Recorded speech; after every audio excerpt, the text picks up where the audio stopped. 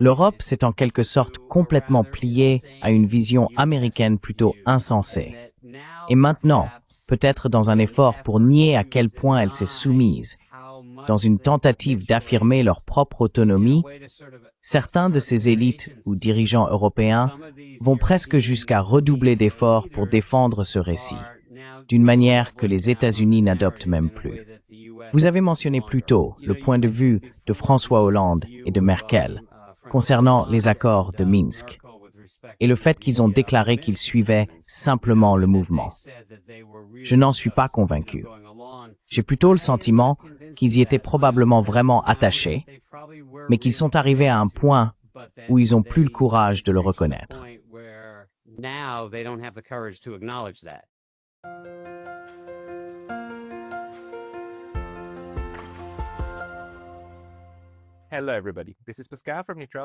Bonjour à tous, ici Pascal de Neutrality Studies, et aujourd'hui je m'entretiens avec le Dr Benjamin Abelow, auteur du livre « Comment l'Occident a amené la guerre en Ukraine », que j'ai déjà chroniqué sur cette chaîne. D'ailleurs, vous pouvez regarder cette vidéo si vous le souhaitez. Le Dr Abelow est diplômé de la Yale School of Medicine, où il a également été maître de conférences en médecine. Dr Abelow, bienvenue dans l'émission. Merci Pascal. Thank you, Pascal. C'est un plaisir d'être ici. C'est un plaisir de vous avoir ici, car il y a quelques mois, nous étions en contact, et je voulais vous parler de votre livre. Mais vous m'aviez dit que vous ne donniez pas d'interview à ce moment-là. J'ai donc lu votre livre, que j'ai trouvé très intéressant. Il donne beaucoup d'informations en peu de temps, disons.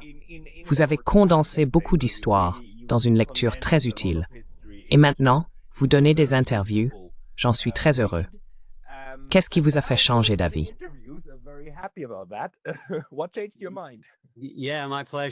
Oui, avec plaisir. Vous savez, il y a des périodes où j'ai d'autres choses en cours et j'ai du mal à suivre toute l'actualité. Je n'ai tout simplement pas envie de participer à une interview si je ne suis pas à jour. En ce moment, je me tiens plus ou moins informé. Donc oui. Il est difficile de rester au courant de tout ce qui se passe, parce qu'il y a tellement de choses, et beaucoup d'entre elles sont très dramatiques. Je comprends tout à fait cela. Mais parlons de votre livre. Qu'est-ce qui vous a motivé à l'écrire? Vous l'avez écrit très tôt, en fait, en 2022. Pouvez-vous nous raconter l'histoire de votre livre? Oui.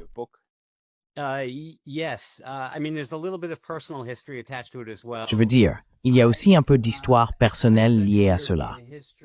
J'ai étudié l'histoire européenne pendant mes études universitaires, puis j'ai travaillé à Washington, D.C. pendant quelques années, où je faisais de l'éducation et du lobbying sur la politique de l'armement nucléaire. Mais ensuite, j'ai décidé d'entrer en école de médecine. J'ai commencé à étudier la médecine, et je me suis vraiment complètement éloigné du monde de la géopolitique et du contrôle des armements. Mais, avec le début de la guerre en Ukraine, je me suis retrouvé à nouveau happé par tout cela. Et il se trouve que j'avais assez de temps pour vraiment approfondir un peu les choses. Alors je l'ai fait. En réalité, l'une des choses qui m'a motivé, c'est que je voyais que le risque de guerre nucléaire était réel si l'escalade se produisait et si les États-Unis ou l'OTAN s'impliquaient directement dans un conflit avec la Russie.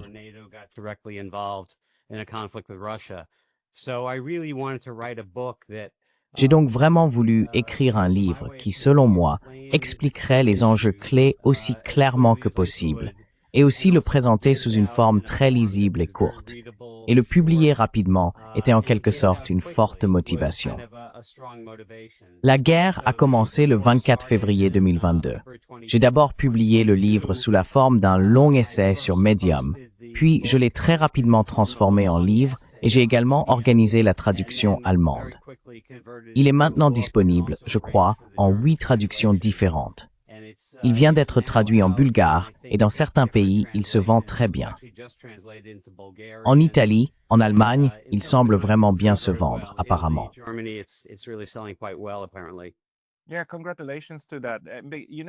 Oui, félicitations pour cela. Vous savez, il est vraiment important, d'avoir des essais longs ou des courts livres, peu importe comment on les qualifie, qui exposent les problèmes fondamentaux du récit dominant. Et je pense que c'est exactement ce que vous faites brillamment, en donnant aussi l'historique du Maïdan et en expliquant comment tout s'est politiquement intensifié jusqu'en 2022. Selon vous, quelle est la chose la plus cruciale qui manque au récit dominant? La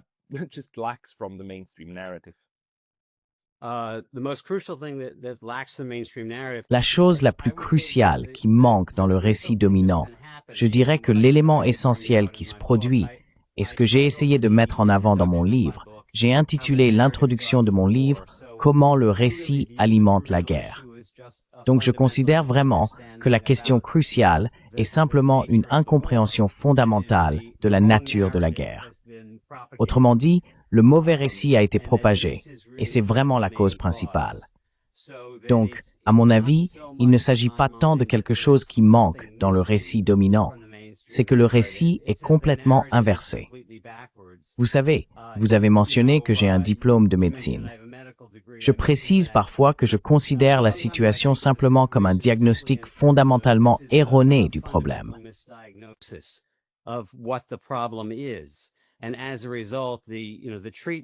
Et par conséquent, le traitement qui est prescrit est complètement erroné. La guerre a été comprise dès le début dans le courant dominant des États-Unis et de l'Europe, politiquement et dans les médias, selon un modèle de la Seconde Guerre mondiale, un modèle hitlérien, un modèle d'expansion territoriale, plutôt qu'un modèle à orientation plus défensive, où les Russes se percevaient comme menacés et cherchaient à établir une zone tampon, le genre d'argument que Mearsheimer et d'autres ont avancé et que vous-même, bien sûr, avez soutenu. Il s'agit donc simplement d'un mauvais diagnostic. Et j'essayais de présenter ce que je considérais comme le bon diagnostic dans le livre.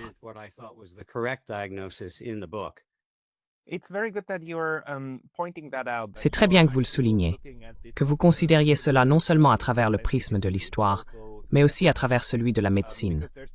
Parce qu'il y a une tendance très forte dans les relations internationales et la réflexion sur la sécurité à tout assimiler à une menace, n'est-ce pas?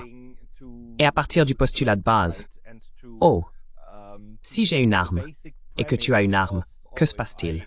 Comment réagissons-nous psychologiquement? Mais on peut aussi aborder cela comme un problème médical, n'est-ce pas? Comme un organisme qui ne fonctionne pas bien. Dans ce cas, dans quel sens, alors, la prescription que vous donneriez? Quelle serait la prescription que vous donneriez une fois que nous avons posé le bon diagnostic?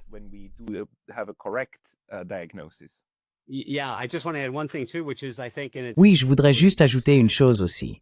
C'est que je pense, en plus de ce que tu as dit, cette focalisation sur la violence, sur les armes à feu par rapport à un traitement médical, je pense que la plupart des gens peuvent aussi très vite comprendre à quel point il est facile qu'un diagnostic médical soit erroné.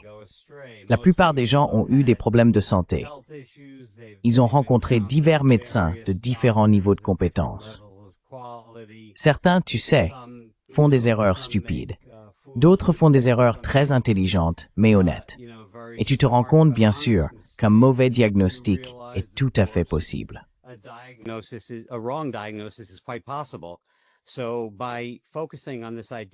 En se concentrant sur cette idée de diagnostic et de traitement, c'est aussi une manière de souligner qu'il ne s'agit pas d'un argument magique sur les causes de la guerre, bien sûr. Nous parlons des causes de la guerre, mais c'est aussi une façon de montrer à quel point il est facile, même pour une personne intelligente, de se tromper, tout comme un médecin intelligent peut complètement se tromper et suivre une mauvaise piste. Et je pense que, puisque nous avons tous une expérience directe de la médecine, que ce soit en tant que médecin ou en tant que patient, qui observent souvent les échecs de leurs soignants, il m'a semblé très utile de le concevoir ainsi.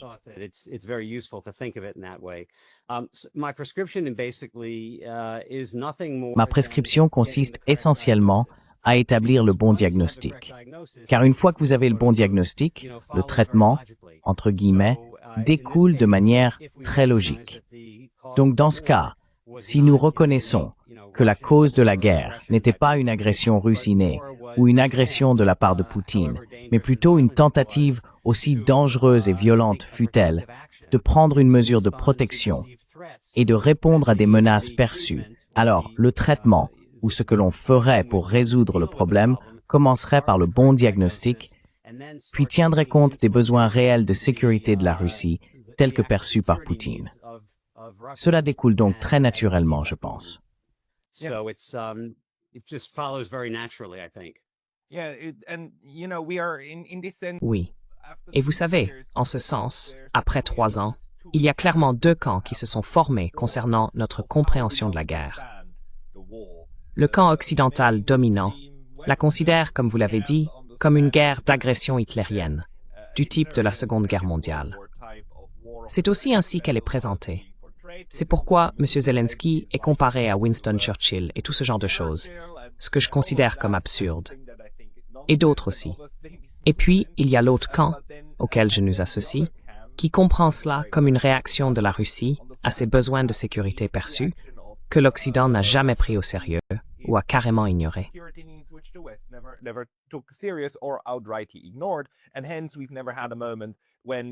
Et donc, nous n'avons jamais eu de moment où ils se sont sérieusement assis pour dire « D'accord, résolvons votre menace sécuritaire perçue qui émane de l'Ukraine, désescaladons et assurons-nous d'avoir un arrangement sécuritaire constructif. » Maintenant, une question cependant. J'appelle souvent cela une analyse. Nous vivons dans un monde avec 2 analyses différentes et 2 façons de comprendre le monde. Si nous utilisons le mot diagnostic, si nous y attachons diagnostic, en quoi un diagnostic est-il différent d'une analyse?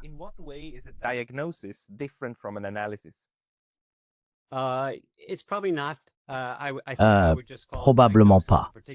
Je pense que je qualifierais simplement un diagnostic d'un certain type d'analyse. On prend un ensemble de données, à la fois des données empiriques et des arguments logiques ou un raisonnement logique, et on les applique à une situation spécifique. Donc, si un médecin pose un diagnostic, il ou elle examine essentiellement les données disponibles, issues de l'examen physique ou des tests, puis les analyse en utilisant la logique, etc. Et c'est exactement ce que, selon moi, les gens essayent de faire à propos de la guerre en Ukraine. Ils examinent les preuves, dont certaines incluent l'histoire, les déclarations disponibles de Poutine et des dirigeants occidentaux, puis essayent simplement de les analyser logiquement.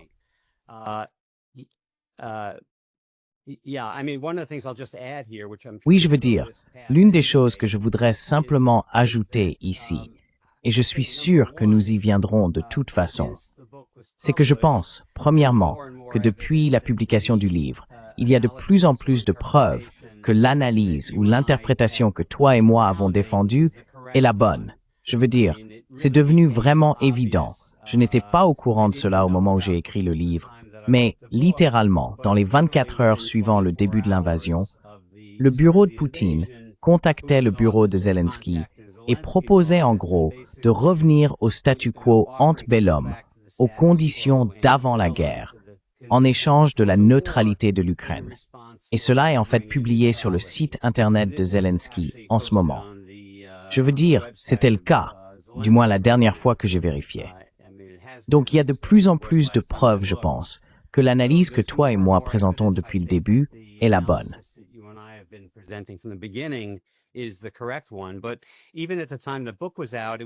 Mais même à l'époque où le livre est sorti, il m'était évident que les preuves, les données, allaient dans ce sens.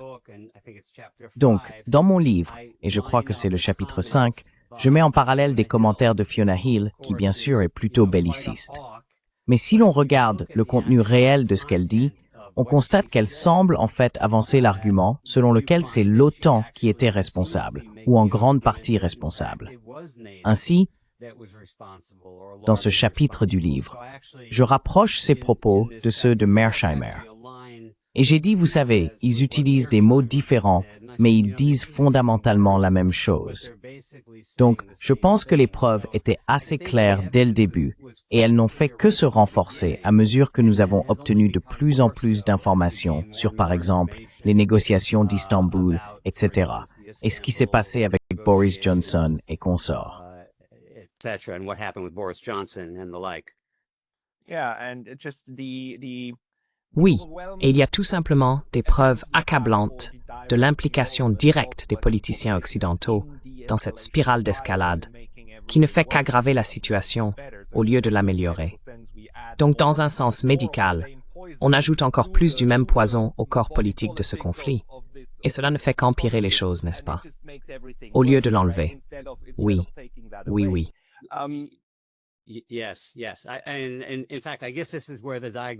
En fait, je suppose que c'est là que l'analogie avec le diagnostic commence à s'effriter un peu, car les puissances occidentales ont essentiellement contribué à la pathologie avant même qu'elle n'apparaisse. Enfin, du moins, je suppose, si l'on veut commencer en 2014, eh bien nous étions probablement impliqués avant aussi. Je veux dire, nous avons les déclarations publiques de Victoria Nuland de 2013 sur les 5 milliards de dollars investis par les États-Unis pour la promotion de la démocratie. Vous savez, nous savons avec certitude, d'après des articles du New York Times et du Washington Post, que la CIA s'est impliquée juste après l'annexion de la Crimée.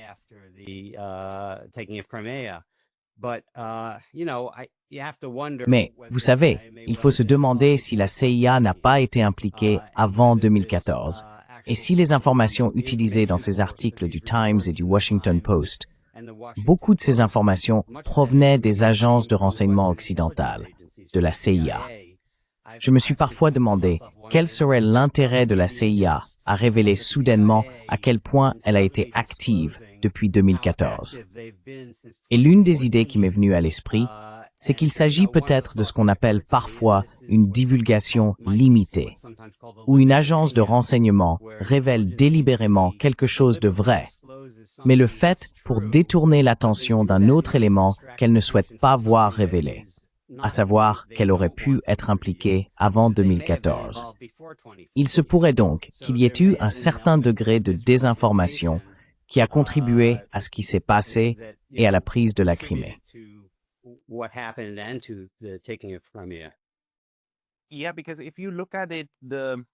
Oui, parce que si on y regarde de plus près, l'approche occidentale, la direction politique que cela a prise, a consisté essentiellement à saper la seule chose que des gens comme vous et moi disons depuis très longtemps, qui permettrait de désamorcer le conflit, à savoir la neutralité officielle de l'Ukraine, telle qu'elle existait avant 2014.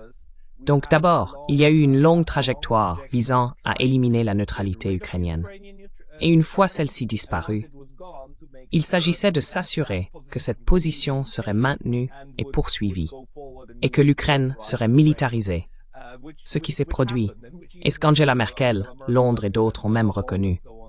C'est à cela que servaient les accords de Minsk, à nous faire gagner du temps, pour armer, pour renforcer l'armée ukrainienne. Eh bien, si on renforce quelque chose, c'est pour l'utiliser à une certaine fin, non?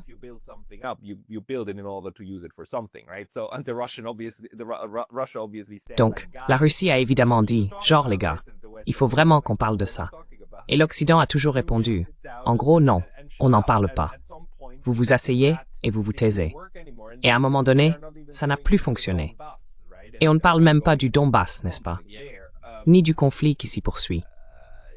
Alors comment cela devrait-il influencer notre façon de penser la guerre comme une maladie, comme un dysfonctionnement? On voit clairement que l'Occident fait partie intégrante de ce conflit, tout en prétendant ne pas l'être, n'est-ce pas? Il n'est pas un belligérant. Il se place à l'extérieur, alors qu'en réalité, il en fait pleinement partie. Et il continue à faire ça. Les États-Unis prétendent toujours être un médiateur. Et d'une certaine manière, les Russes jouent aussi ce jeu-là. Est-ce que cela a du sens pour vous?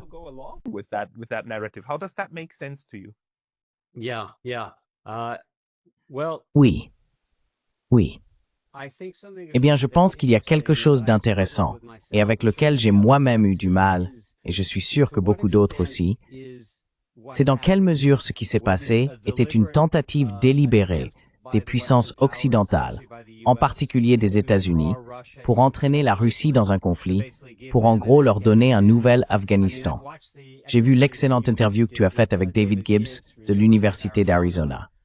J'ai regardé certaines de ses autres conférences ainsi que d'autres interviews, et il établit essentiellement ce lien avec la crise afghane. C'était quelle année déjà? Le début.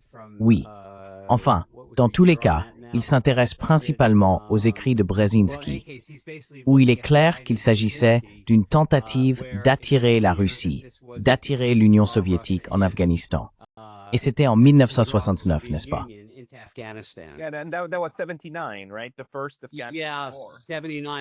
La première fois, oui. En 69, je crois, c'est là que ça a commencé. C'était en décembre ou quelque chose comme ça, 69. Oui. Donc, vous savez, David Gibbs et d'autres ont soutenu qu'il s'agissait d'une tentative délibérée d'attirer la Russie dans un conflit, et c'est peut-être possible. Je n'en suis pas si sûr.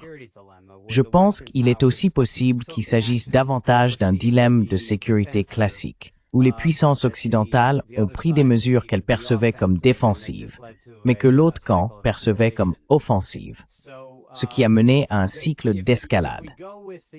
Donc si l'on considère que l'Occident essayait délibérément d'attirer la Russie dans un conflit, alors je pense que l'argument du diagnostic ne tient plus, car il s'agirait alors d'une tentative très délibérée de créer une guerre, de saper la puissance de la Russie, voire, à terme, de balkaniser.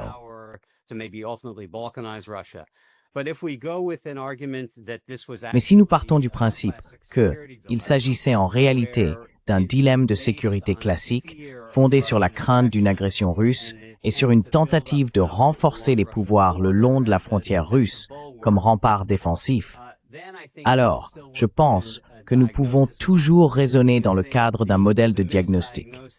On peut dire qu'il y a eu une mauvaise interprétation des intentions de la Russie, puis une tentative de les dissuader d'adopter un comportement agressif. Mais de toute façon, je ne veux pas trop insister sur le modèle diagnostic-traitement, car il devient compliqué de savoir exactement où il s'applique et où il ne s'applique pas. Mais pour moi, l'avantage principal de ce modèle est simplement qu'il offre une manière très directe de parler de la situation. Et je pense que la plupart des gens peuvent s'y retrouver. Oui.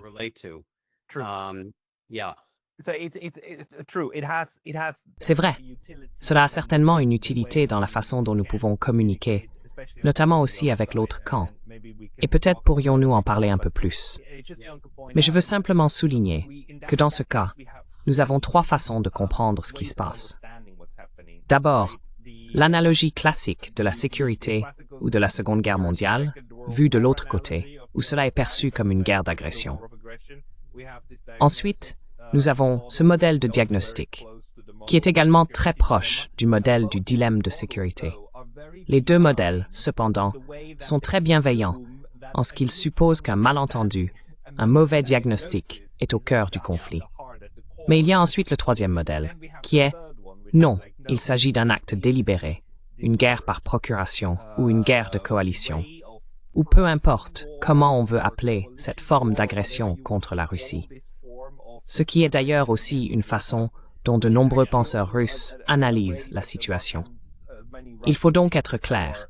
Si nous utilisons le modèle du diagnostic ou du dilemme de sécurité, nous partons du principe de bonnes intentions sur la base de cette compréhension, n'est-ce pas?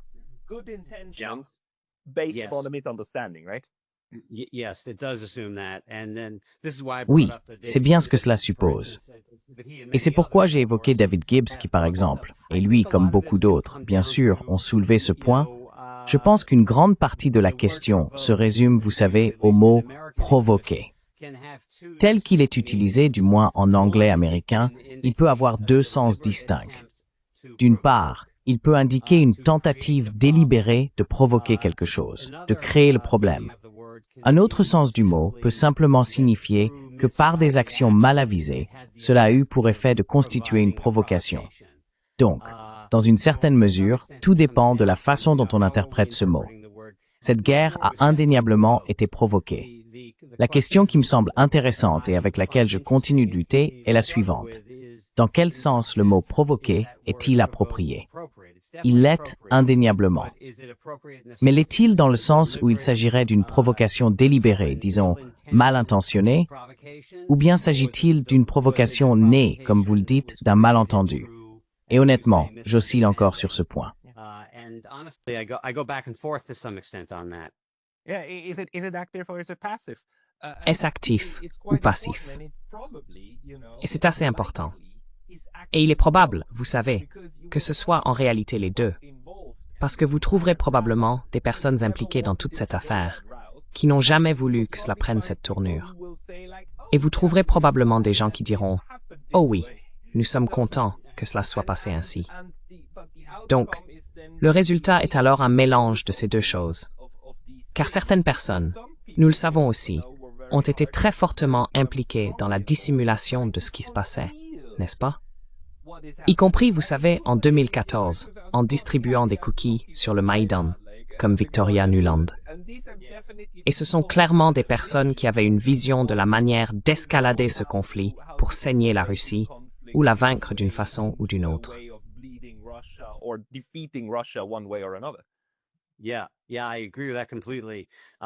Oui, je suis tout à fait d'accord avec ça.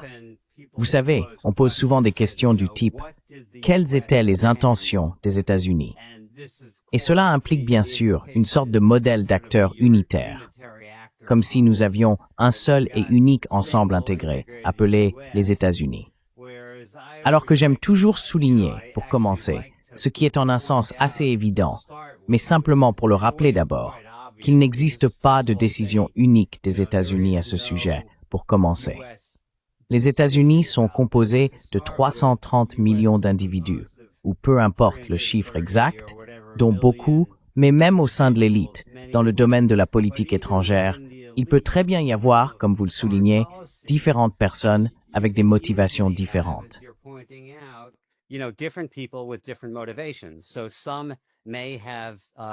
Ainsi, certains n'auraient peut-être pas voulu déclencher une guerre, mais voyaient simplement cela comme un effet dissuasif, défensif, vis-à-vis de la Russie. Eh bien, si nous nous rapprochons suffisamment de leurs frontières et que nous plaçons suffisamment d'armes en Ukraine, ils n'oseront pas lancer une guerre agressive contre l'Europe. Ils seront dissuadés. Il se peut donc qu'il y ait des personnes qui adoptent ce que l'on pourrait qualifier de modèle d'action quelque peu bénin, mais mal avisé. Et puis, il pourrait y avoir des personnes, peut-être davantage, dans le camp de Victoria Nuland, même si avec elle aussi, il est difficile de savoir ce qu'elle pense réellement. Il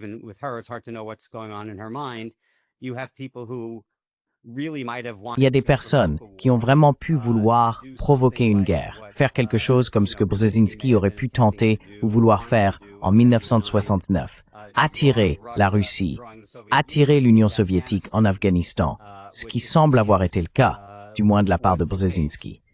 Donc, je pense que le point que vous soulevez est très important et qu'il est parfois oublié lorsque nous commençons à parler d'acteurs unitaires et que nous faisons des allers-retours. Quelles étaient les motivations des États-Unis? Alors qu'en réalité, nous avons un ensemble très complexe de décideurs qui peuvent ou non être d'accord entre eux. Mais tant qu'en général ils aboutissent à certaines des mêmes orientations politiques, le résultat sera le même.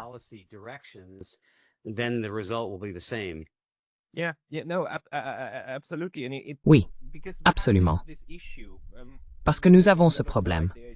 Et les gens de l'autre camp disent parfois « Oh, vous êtes des complotistes parce que vous pensez qu'il existe des forces néfastes qui ont toujours voulu cette guerre. » C'est stupide. Il ne s'agit pas de forces néfastes. C'est simplement la façon dont la politique fonctionne, le résultat des actions de milliers, de dizaines, de centaines de millions de personnes qui mènent à certains résultats de l'autre côté. En ce sens, les États me semblent en fait très similaires aux corps humains, car toi et moi sommes constitués de quelques milliards de cellules. Mais nous ne sommes pas une cellule, et nous ne pouvons pas parler à une cellule, la cellule présidente. Et la cellule présidente décide alors de ce qui se passe. Ce n'est pas comme ça que ça fonctionne. Donc dans cette optique, comment aborderais-tu la prise de décision si c'est le résultat d'une spirale de décision, voulue et non voulue?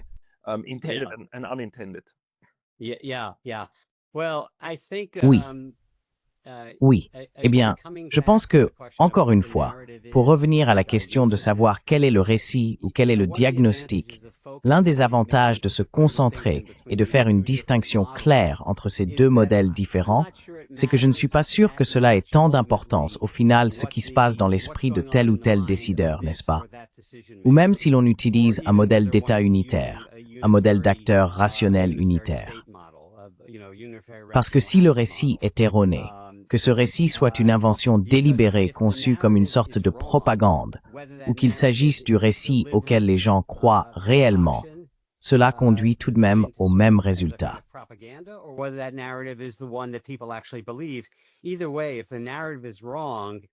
Quoi qu'il en soit, si le récit est erroné, je pense qu'on peut déjà avancer beaucoup simplement en soulignant les preuves que le récit est faux, en montrant quel est le récit correct, puis en tirant les conséquences de ce qui se passe lorsqu'on s'appuie sur un récit erroné. Donc vous voyez, je trouve que c'est un casse-tête intellectuel très intéressant. Savoir exactement qui est responsable, quelles étaient leurs motivations, dans quelle mesure le complexe militaro-industriel a joué un rôle là-dedans, et comment. Ce sont toutes des questions fascinantes, et je pense qu'elles ont toutes eu un impact. Mais essayer de déterminer le poids relatif de chacune peut être très difficile. Mais au final, il reste la question suivante. Quel est le récit qui est présenté concernant les motivations russes? Ce récit est-il correct sur la base des preuves et de la logique?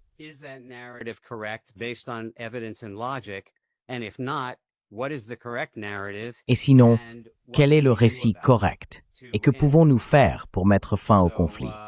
Ainsi, d'une certaine manière, le problème devient d'abord plus complexe lorsqu'on essaie de prendre en compte tous les acteurs impliqués, en tentant de démêler toutes les possibilités. Mais ensuite, d'une certaine façon, le problème se résout de lui-même et redevient plus simple lorsque l'on réduit la question à un simple choix entre deux récits, que l'on peut vérifier et tester indépendamment en examinant les preuves et la logique. Par exemple, ce qui m'a particulièrement frappé, c'est l'approche immédiate de la Russie envers l'Ukraine, vraiment dans les 24 heures suivant le début de la guerre, qui a conduit à des négociations, d'abord en Biélorussie, puis à Istanbul. Donc je pense qu'une fois que l'on se concentre sur les preuves et la logique, certaines des complexités liées aux motivations sous-jacentes semblent se résoudre d'elles-mêmes.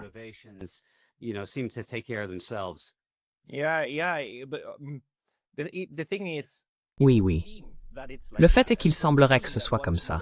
Et il semblerait qu'une fois que l'on expose ces vérités indéniables, que personne ne conteste vraiment, logiquement, on arriverait à la conclusion X. Mais la triste réalité, c'est que si l'on adhère à l'autre récit, on va en fait développer des explications alternatives, n'est-ce pas? Afin d'écarter cette partie, nous rationalisons les faits gênants. Nous les écartons dans le cadre que nous avons. C'est pourquoi il est vraiment difficile, presque impossible, de changer rapidement le cadre de quelqu'un. Parce qu'un bon cadre et une bonne analyse ou vision du monde possèdent toujours des mécanismes internes pour rejeter des vérités inconcevables.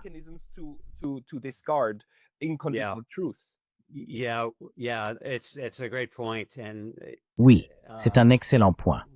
Peu importe la position que l'on défend, on peut toujours trouver des explications ad hoc à ajouter à sa thèse centrale pour la protéger contre d'autres attaques et pour tenter d'expliquer les choses. Je pense au livre de Thomas Kuhn, La structure des révolutions scientifiques, où il parcourt essentiellement des époques historiques en examinant la façon dont les gens comprenaient les mouvements des planètes. Il commence donc par Ptolémée, qui travaille dans un cadre de mouvement purement circulaire, le modèle égyptien ancien, hellénistique. Et il explique les écarts par rapport à ce modèle à travers un processus qu'il appelle les épicycles, c'est-à-dire des cercles construits sur d'autres cercles.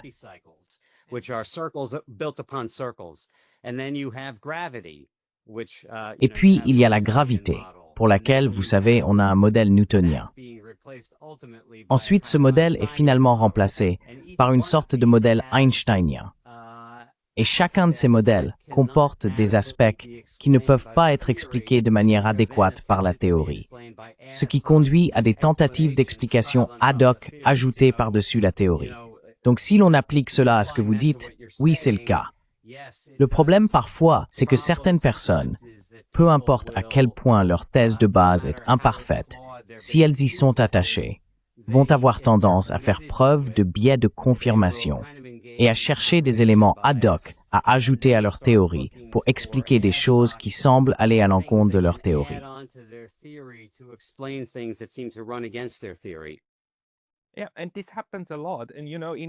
Oui, et cela arrive souvent. Et vous savez, l'un des problèmes, c'est que la science politique et l'économie se considèrent comme des sciences sociales. J'ai toujours pensé que ce terme était un non-sens. Nous ne devrions même pas le conceptualiser comme une science. Car les vraies sciences, comme la médecine et les sciences naturelles, disposent de plus de méthodes pour évaluer ce qu'est réellement la réalité.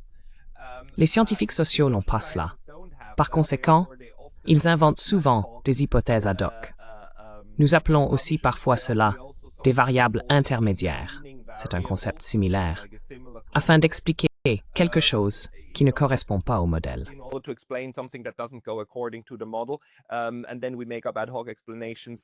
Et puis, nous inventons des explications ad hoc pour les écarter et faire en sorte que le modèle fonctionne toujours. L'une des méthodologies les plus importantes que vous, les scientifiques naturels, possédez, ce sont les expériences. Vous pouvez prélever un échantillon, l'emmener ailleurs, et ensuite vous pouvez répéter ces manipulations. Dans les sciences sociales, nous ne pouvons pas faire cela. Nous ne pouvons tout simplement pas revivre 2022. Désolé, je ne sais pas s'il y a une question là-dedans.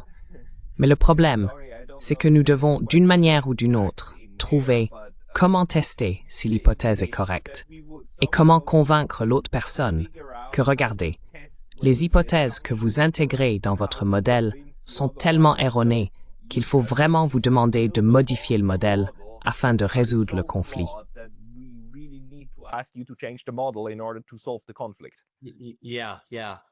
Oui, oui. Eh bien, je ne sais pas pour les expériences. Il faudrait que j'y réfléchisse davantage.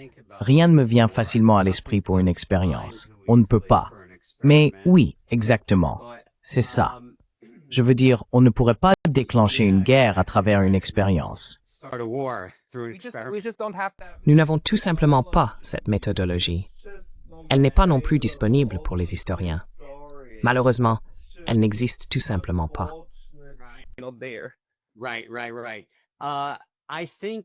D'accord. Je pense que je dirais ceci. Si l'on considère la population que nous essayons de convaincre de la justesse d'un point de vue ou du bon point de vue, différentes personnes ont des niveaux d'engagement préalables différents envers un certain modèle. Donc si quelqu'un est totalement engagé, profondément engagé, idéologiquement dans le modèle Poutine est le nouveau Hitler, et qu'il est psychologiquement ancré dans cette vision, qu'il y a consacré sa carrière, il sera tout simplement incapable d'envisager autre chose. Je pense qu'il est probablement plus ou moins vain d'essayer de le convaincre. Vous savez, il y a parfois une expression qui dit que la science progresse d'un enterrement à l'autre. L'idée étant que certaines personnes, parfois les plus expérimentées dans un domaine, ne changeront jamais d'avis.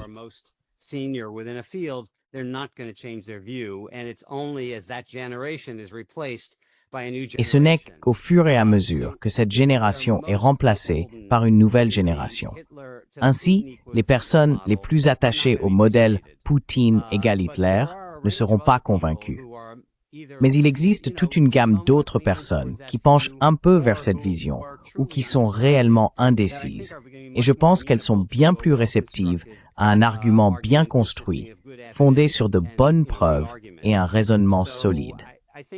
Je pense donc que nous pouvons parfois être trop pessimistes si nous imaginons que tout le monde est profondément attaché à un certain récit. Mais si l'on admet la possibilité d'une diversité d'engagements préalables au sein de la population, il devient possible d'en convaincre certains. Et si ce groupe devient bien informé, je pense que cela peut grandement contribuer à faire évoluer l'ensemble de l'équilibre. Il y a donc un certain optimisme que j'ai à cet égard. So there's a certain optimism I have respected. Non, je le pense aussi. Je veux dire, parce qu'une des choses que l'on peut clairement constater en étudiant l'histoire, c'est que l'on change aussi d'avis sur ce qui s'est passé à certains moments. Et c'est d'ailleurs pour cela que l'histoire existe en tant que discipline. L'histoire est une réévaluation constante de ce que l'on croit savoir sur un sujet, n'est-ce pas? Et on observe effectivement des évolutions à ce niveau-là. Ce qui est triste, bien sûr, c'est que ces changements de point de vue interviennent souvent lorsqu'ils n'ont plus d'impact politique, quand seuls les historiens s'y intéressent. Parce que la politique, c'est l'art de contrôler le récit des 6 semaines en cours. Parce que c'est la locomotive.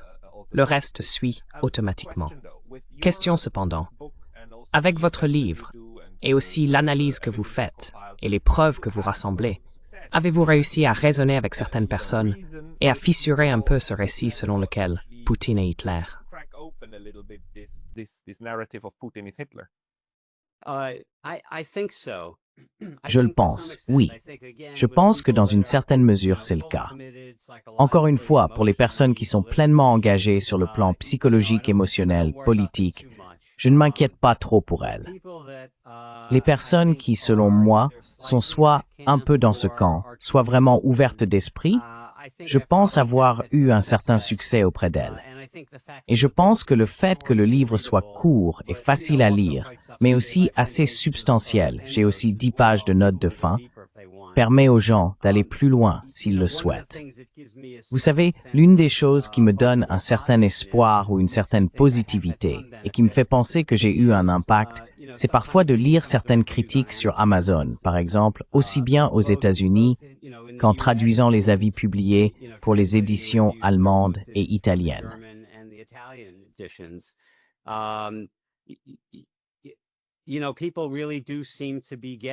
Les gens semblent vraiment en retirer quelque chose. Et dans certains cas, ils semblent en retirer beaucoup. Ce n'est pas le cas de tout le monde, bien sûr. Mais je le pense vraiment. Le livre se vend aussi. Je veux dire, il s'est probablement vendu, je ne sais pas, à quelque chose comme 80 000 exemplaires au total maintenant, toutes traductions confondues. Et en Suisse, il y a eu une publication, plutôt à droite, appelée Weltwoche, qui a même organisé la publication de la traduction allemande sous forme de magazine. Et ils ont diffusé 40 000 exemplaires.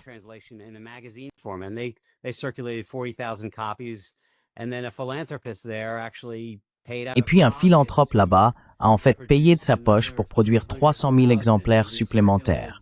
Il les a distribués en Suisse, les envoyant par courrier aux foyers de Berne et de Zurich. Donc, vous savez, certaines des réactions que j'ai reçues, à la fois quantitativement et en termes de critiques et autres, me donnent le sentiment que oui, cela a eu un certain impact. Évidemment, pas autant que je l'aurais souhaité, sinon, cette guerre serait terminée depuis longtemps et nous ne serions pas en train d'assister aux absurdités que nous voyons actuellement.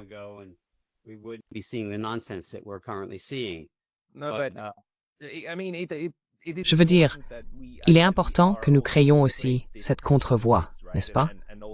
Et que nous la présentions également. Et juste pour préciser, Die Weltwoche en Suisse appartient à quelqu'un qui fait partie du couple du projet de droite. Mais j'ai été en contact avec ce type. J'ai publié plusieurs fois dans ce média aussi, parce que ce gars-là est en fait l'un des derniers phares de la discussion ouverte et libre. Parce que même s'il est à droite, il a encore beaucoup de gens de gauche qui écrivent. Car il dit « Je veux dans mon journal avoir des idées opposées dans un seul et même magazine, n'est-ce pas ?» Oui, tout à fait. J'ai été assez impressionné par lui, personnellement.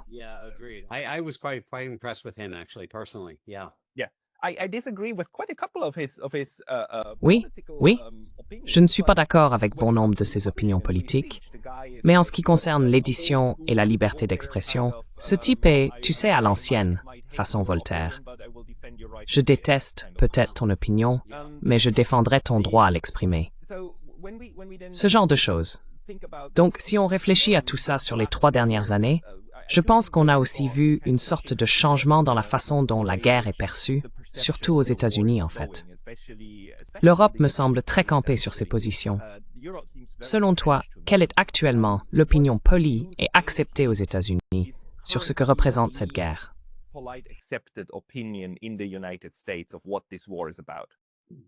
Boy, Encore une fois, pour revenir à l'idée qu'il existe réellement une multiplicité de points de vue, je ne sais pas si l'on peut désigner une opinion polie et acceptée, mais je suis d'accord avec votre point de vue selon lequel les opinions aux États-Unis semblent évoluer. C'est aussi l'impression que j'ai, d'une certaine manière. Et encore une fois, vous savez, je ne consulte pas vraiment de données d'enquête. Peut-être que certaines d'entre elles seraient révélatrices, mais je ne les ai pas consultées.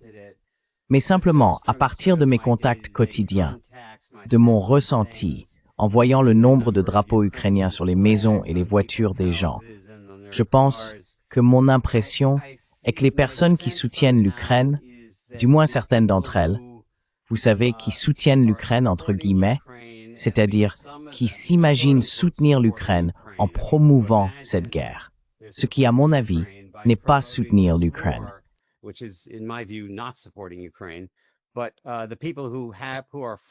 Mais les personnes qui brandissent les drapeaux ukrainiens et qui ont un certain point de vue que cela représente, je pense qu'au moins une partie d'entre elles deviennent moins ancrées dans leurs opinions. De plus en plus de gens commencent à en avoir assez de la guerre. Se pose la question, pourquoi dépensons-nous tout cet argent pour cette guerre? Et est-ce que ça profite vraiment à l'Ukraine? Donc je pense qu'il y a une sorte de changement progressif.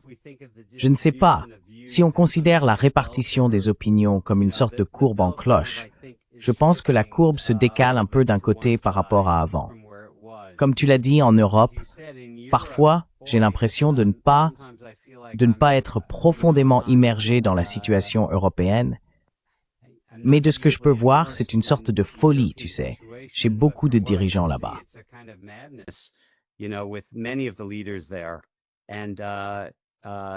Et vous savez, il est très difficile de savoir exactement ce qui se cache derrière cela. J'ai une sorte d'hypothèse selon laquelle une partie de la raison pourrait être qu'après une longue période où les principaux acteurs européens, en pensant surtout à la France et à l'Allemagne, depuis l'époque de 2008, avec l'opposition à l'octroi à l'Ukraine d'un plan d'action pour l'adhésion de la part des dirigeants français et allemands, c'est vraiment leur opposition qui a empêché cela, qui a empêché George Bush d'aller de l'avant avec la demande d'adhésion. Qu'est-ce qui a changé entre cette époque, lorsqu'à ce moment-là, Merkel avait déclaré qu'elle pensait que tenter d'avancer vers l'adhésion de l'Ukraine à l'OTAN pourrait être perçu comme un acte de guerre par Poutine?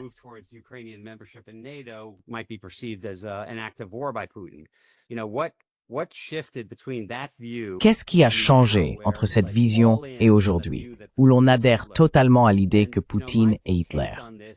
Selon moi, qu'il s'agisse d'un changement progressif ou soudain, d'une certaine manière, quelque chose a évolué, peut-être sous Biden, où l'Europe s'est vraiment complètement soumise à une vision américaine plutôt insensée.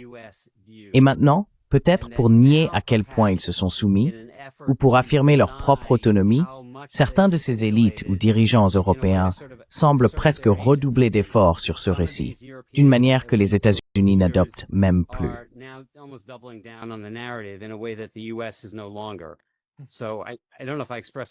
Je ne sais pas si j'ai exprimé cela très clairement, mais vous savez, vous avez mentionné tout à l'heure le point de vue de François Hollande et de Merkel concernant les accords de Minsk et le fait qu'ils auraient dit qu'ils suivaient simplement le mouvement.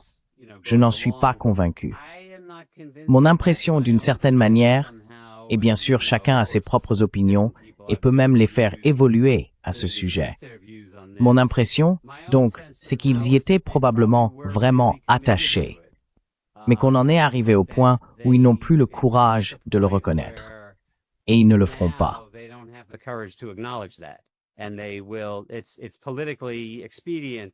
C'est politiquement opportun, ou psychologiquement opportun, ou personnellement opportun pour eux, de dire maintenant que non, ils n'ont jamais vraiment été assez naïfs pour croire que cela pourrait réellement fonctionner. Pour moi, il ne semble pas logique qu'ils aient pu être aussi activement impliqués, que Steinmeier ait pu être aussi impliqué dans sa formulation pour essayer de mettre en œuvre Minsk, si ce n'était pas un engagement réel. Il me semble simplement que c'était un engagement réel, mais que quelque chose a changé dans l'état d'esprit. Et encore une fois, je ne sais pas vraiment, mais je pourrais suggérer que cela s'est peut-être produit sous Biden, ou l'Europe, sous la pression de Biden, je ne sais pas exactement, a d'une certaine manière commencé à adopter une vision vraiment différente.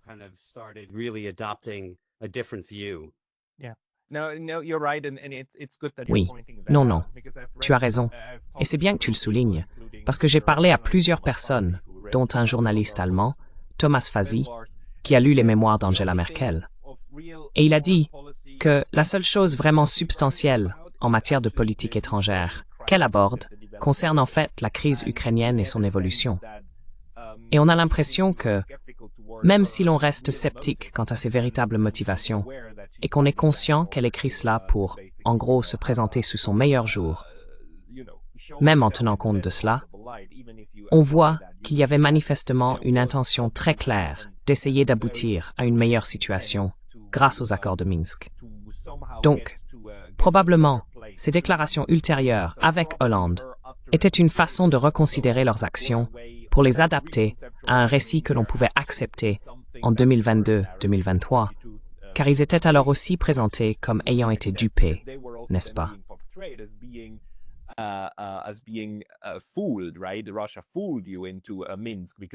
La Russie vous a piégé avec Minsk, parce que c'est toujours la Russie qui a violé Minsk. Vous vous êtes fait avoir, non? Et ils avaient besoin de se défendre contre ce genre d'accusations. Donc, c'est probablement que vous avez raison. Je veux dire, les Européens n'ont pas toujours été sur cette voie belliqueuse et ont sans doute essayé, à un moment donné, de rectifier cela. Et maintenant, ils en sont à un point où ils sont plus catholiques que le pape de Washington, n'est-ce pas? Et c'est étrange maintenant que les Européens soient toujours comme 2 pas derrière ce qui vient des États-Unis. Et ce sont les États-Unis qui donnent la direction, non? Et en ce moment, ils sont encore dans cette mentalité de guerre totale. Et le problème pour moi, en tant qu'Européen, c'est comment en sortir. Parce qu'on risque de rester coincé dedans, vu la situation actuelle.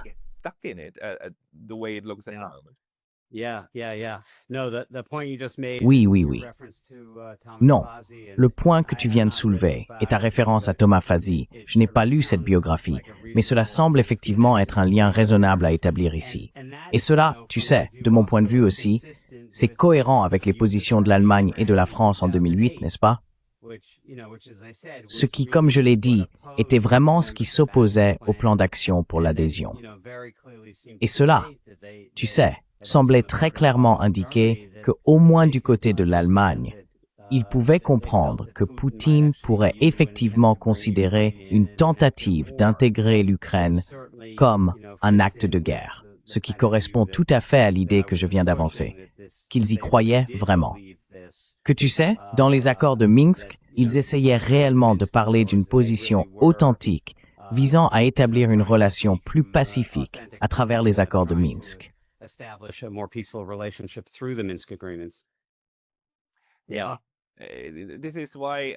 Oui, c'est pour cela que, d'une certaine manière, pour des gens comme nous, la question est de savoir comment revenir à un moment où quelque chose comme Minsk aurait à nouveau une chance de réellement désamorcer la situation.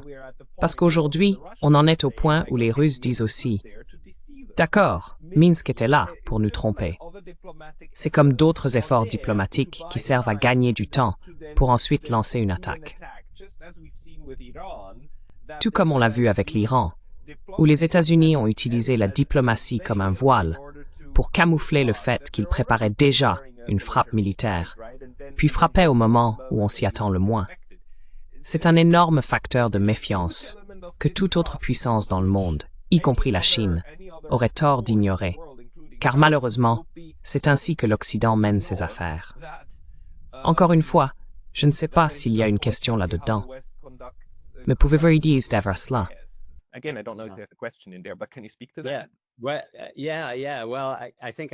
Oui. Eh bien, je dirais, je ne me souviens plus qui a dit cela. Peut-être que c'était toi, peut-être quelqu'un que tu as interviewé, ou Glenn Beeson, je ne me souviens plus. Quelqu'un d'autre a fait remarquer que, même s'ils étaient vraiment favorables à Minsk en 2014, 2015, et qu'ils sont maintenant malhonnêtes ou de mauvaise foi en disant qu'ils ne l'étaient pas, le simple fait qu'ils déforment aujourd'hui leurs opinions et ce qu'ils pensaient en 2014 et 2015 est en soi très préjudiciable. Et cela tendrait à diminuer la crédibilité des dirigeants occidentaux. D'accord. Donc peut-être, tu sais. Donc d'accord. S'ils mentaient en 2014 et 2015, alors ils sont complètement indignes de confiance. Et donc, tu sais, les Russes ne peuvent absolument pas leur faire confiance. Mais même s'ils disaient la vérité à l'époque, mais qu'ils mentent maintenant, cela n'incite pas non plus à accorder le moindre crédit à ce que disent les dirigeants occidentaux ou à la sincérité de leur engagement envers leurs obligations passées.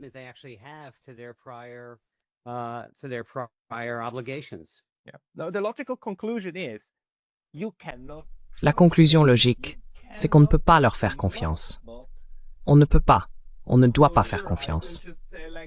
On ne peut pas simplement fermer les yeux, se serrer la main et considérer que tout est réglé, n'est-ce pas?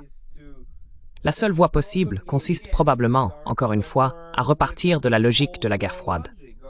D'accord, on conclut un accord, mais cet accord doit être vérifiable. S'il n'est pas vérifiable, on ne peut pas le conclure, n'est-ce pas? Et si l'autre partie refuse d'intégrer des mécanismes de vérification, alors elle n'est pas honnête à ce sujet.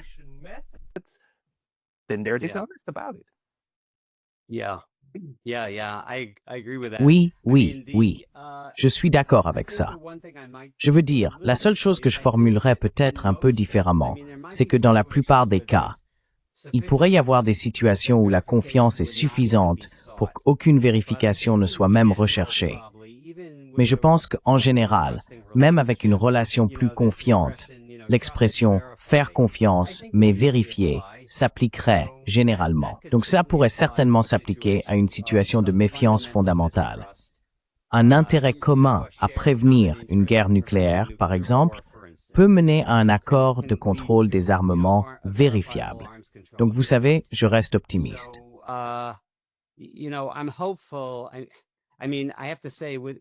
Je veux dire, je dois dire qu'avec Trump, vous savez, quand il est arrivé au pouvoir, peu importe ce que je pense de l'homme personnellement, ses prises de position publiques sur la guerre représentaient une nette amélioration par rapport à ce que nous entendons de Biden. Et j'étais plutôt optimiste. Mais au fil du temps, on voit de plus en plus qu'il ne semble pas avoir l'intégrité, la capacité intellectuelle ou la cohérence philosophique qui lui aurait permis de rester fidèle à certaines de ses déclarations initiales. Vous savez, je pense qu'au départ, Poutine pensait vraiment qu'on pourrait avoir une relation beaucoup plus basée sur la confiance avec cet homme. Mais maintenant, je pense que cela est probablement en train d'être gâché. Est-ce que c'est complètement perdu ou pas? Je ne sais pas.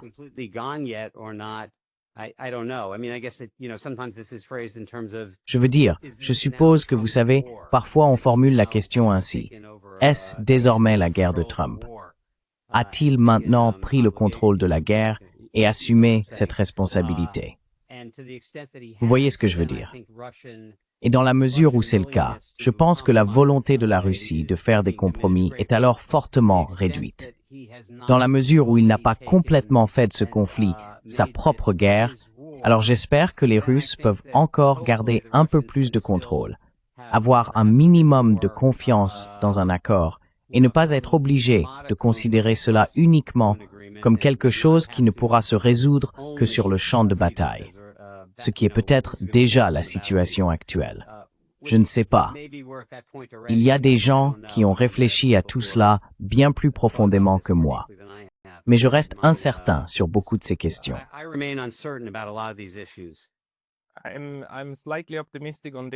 Je suis légèrement optimiste sur ce point, parce que les Russes ont en fait des personnes très très compétentes. J'ai parlé à l'un de leurs experts en relations étrangères. Andrei, j'ai oublié son nom de famille, je vais le retrouver. Il disait, 3 mois après l'arrivée de Trump au pouvoir, qu'à l'époque, le mot d'ordre en Russie était la gestion des attentes. Parce que tout ce que M. Trump disait poussait beaucoup de Russes à croire qu'il pourrait peut-être enfin sortir de cette situation.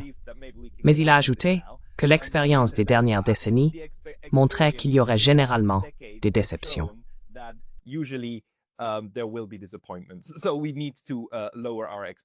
Nous devons donc revoir nos attentes à la baisse. Et je pense qu'ils ont abordé la question de cette manière tout au long. Car encore une fois, la seule chose, le saut de foi que les États-Unis demandaient à la Russie, c'était d'accepter un cessez-le-feu en premier, n'est-ce pas? Cessez-le-feu d'abord, puis négociation. La Russie a dit non. Négociation pendant que cela se poursuit. Et les Russes sont restés sur cette position. Il y avait une question de savoir si Poutine allait céder ou non, et il ne l'a pas fait. Et bien sûr, l'Occident dit maintenant que c'est la preuve de sa malhonnêteté, etc.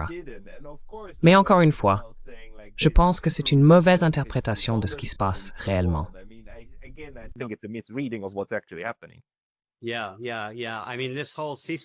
Oui, oui, oui. Je veux dire, toute cette histoire de cessez-le-feu. Excusez-moi, je suis assis sur une de ces chaises pivotantes. Elle n'arrête pas de tourner et de pencher. Oui, je suis d'accord avec vous. C'est une mauvaise interprétation.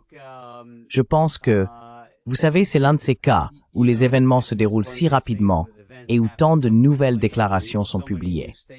D'après mes souvenirs, Lavrov avait en fait été assez clair à l'époque.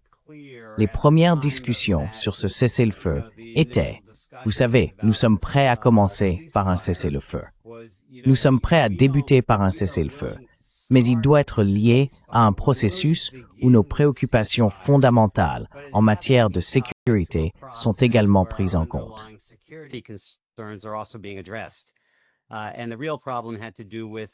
Et le véritable problème tenait au fait que ce soi-disant cessez-le-feu inconditionnel était, par sa nature même, inconditionnel. Il n'était lié à aucune tentative sérieuse de commencer à aborder les préoccupations sécuritaires de la Russie. Et bien sûr, cela laissait la porte ouverte à, vous savez, essentiellement du repos et de la récupération pour les forces ukrainiennes, un réarmement, peut-être un renforcement des positions ou une implication accrue des forces ou conseillers européens, ou encore une militarisation de l'Ukraine.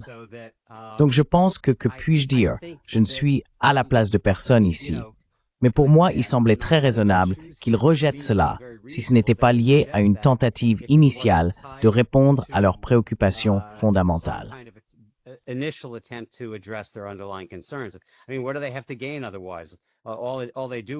Je veux dire, qu'ont-ils à y gagner autrement?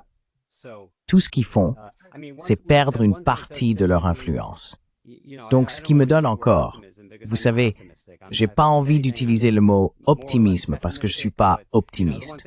Si je devais dire, je suis plutôt pessimiste. Mais vous savez, la seule chose qui fait de moi un pessimiste modéré ou qui tempère mon pessimisme, c'est le fait que je pense vraiment que Poutine, quoi qu'on puisse penser de lui, est un acteur assez rationnel à bien des égards, et qu'il est vraiment rationnel pour la Russie, dans la mesure du possible, d'établir une relation stable, certainement avec les États-Unis, aussi avec l'Europe si possible, et également avec l'Ukraine.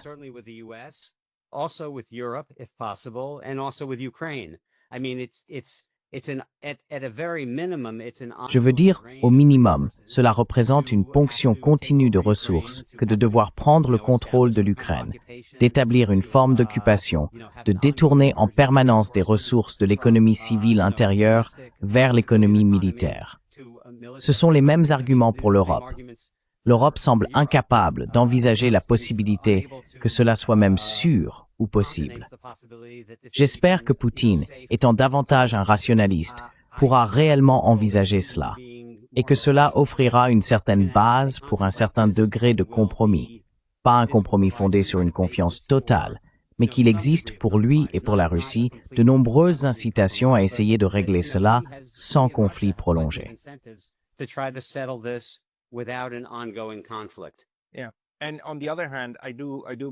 D'un autre côté, je pense qu'à l'heure actuelle, en Russie, il y a une acceptation du fait qu'une relation de travail avec les États-Unis implique peut-être encore des effusions de sang. Aussi étrange que cela puisse paraître, il existe une compréhension pratique de la manière dont la politique mondiale évolue ensuite. Mais malheureusement, les conflits par procuration en font partie. Oui, c'est tout à fait possible. Oui, bien sûr. Toutes ces choses sont possibles. Elles le sont. Et je suis très reconnaissant pour cette discussion et pour le temps que vous y consacrez, car cela aide vraiment, de temps en temps, à essayer de repenser ce qui se passe réellement. Benjamin, les personnes qui souhaitent en savoir plus devraient bien sûr lire votre livre, mais y a-t-il un autre endroit où vous publiez des mises à jour, etc.?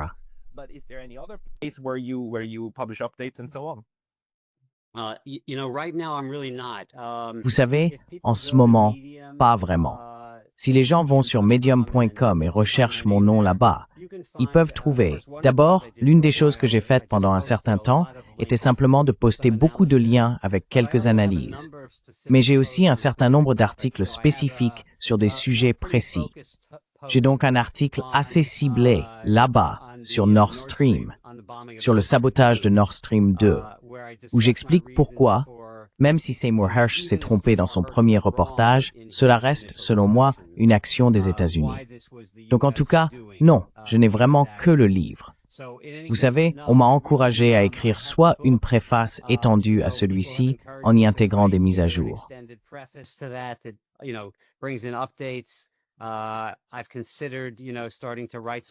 J'ai envisagé, vous savez, de recommencer à écrire certaines choses, mais pour l'instant, je ne le fais pas. Les gens peuvent trouver certaines vidéos que j'ai réalisées simplement en cherchant mon nom, mais je pense que le livre est vraiment la principale chose que j'ai à offrir. Et bien qu'il ait été écrit assez tôt, je pense qu'une grande partie de l'analyse reste très pertinente et est présentée de manière utile et concise. Bref, je fais la promotion de mon propre livre ici, mais c'est à peu près tout ce que j'ai à proposer pour le moment. Stressed. Et message som ni les på votre mef wisdom de suite. Oh, oui. Encore une fois, c'est ça. Permettez-moi de préciser, je veux dire, vous avez publié ces informations, je crois, lors de votre revue. Je suis très heureux. Je détiens les droits d'auteur, j'ai le contrôle des droits pour les éditions anglaises, allemandes et françaises.